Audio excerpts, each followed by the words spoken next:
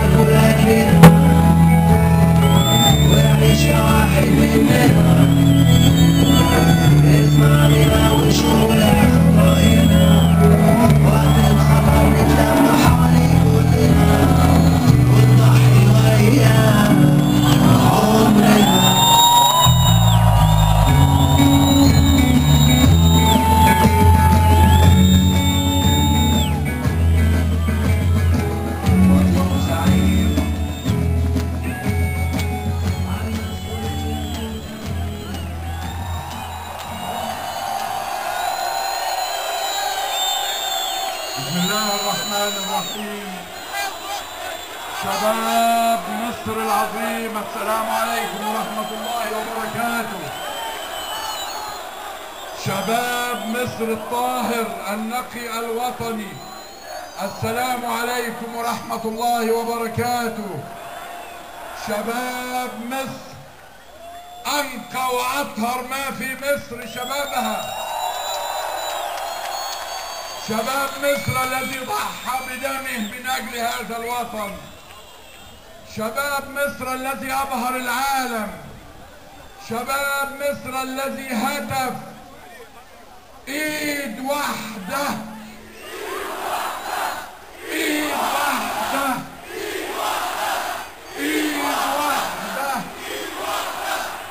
شباب مصر الذي علم العالم كله الوحدة والترابط، شباب مصر الذي أبهر كل العالم حتى اقتدى به شباب أمريكا حينما خرج يهتف بميدان تحرير مصر الذي هو رمز ميادين الثورة في كل مصر، ومنها هذا الميدان العظيم الذي نقف فيه.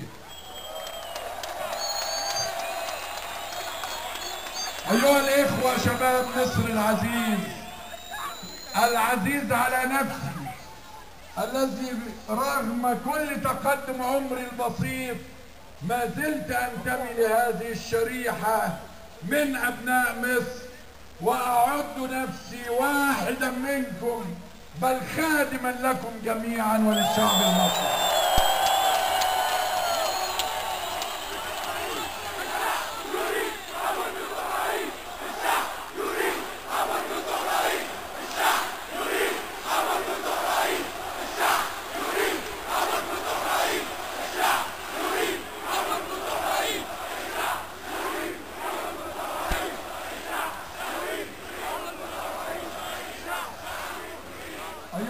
الشباب العظيم يوم 25 يناير كنت أقف مع مجموعة من شباب مصر بثت فيها الحياة والحيوية والثقة والأمل حينما هتفت من أجل سقوط النظام المستبد في عيد الاحتفال بحماة الاستبداد والفساد في هذا الوقت.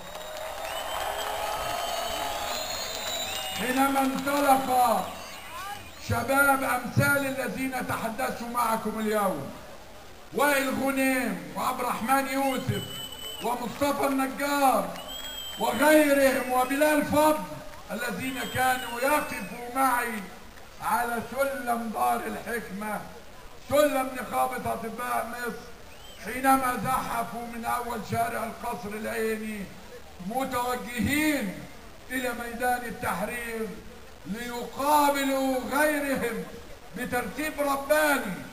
نعم كان ترتيبا ربانيا، والذين قادموا من كل ميادين مصر ليقفوا صامدين في ميدان التحرير ليهتفوا بهتافهم الفطري: عيش، حرية، كرامة، عدالة اجتماعية. عيش، حرية اجتماعية. عيش، حرية، عدالة اجتماعية.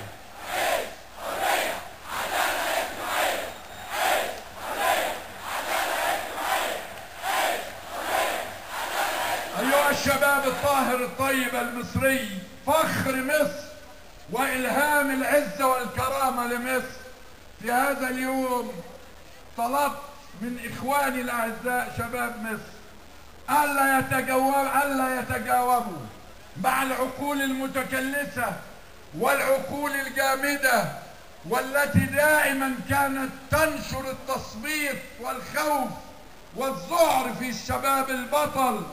فتجاوب شباب مصر لهذه النصيحة المتواضعة التي نصحتهم إياها، وانطلقوا في ظل قصف قاسي وقاهر لهم من قوى الأمن. صمدوا بصدور عارية ينادون بأعز نداء: سلمية، سلمية، سلمية.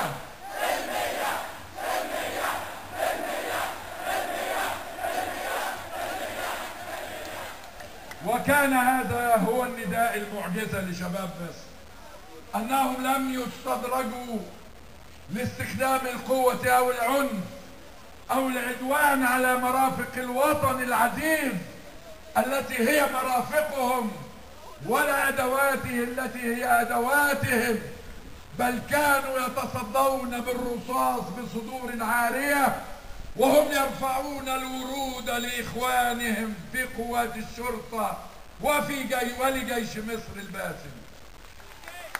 أيها الإخوة الأعزاء، في هذا اليوم ضرب شباب مصر نموذج للصمود والتحدي، وظل في هذا اليوم ومن بعده يقسم كل بربه ومولاه أنه لن يعود إلى بيته إلا شهيدا أو منتصرا، حتى حققت الثورة أول خطوات انتصارها بإسقاط نظام الفاسد المستبد وعصابته في 11 فبراير.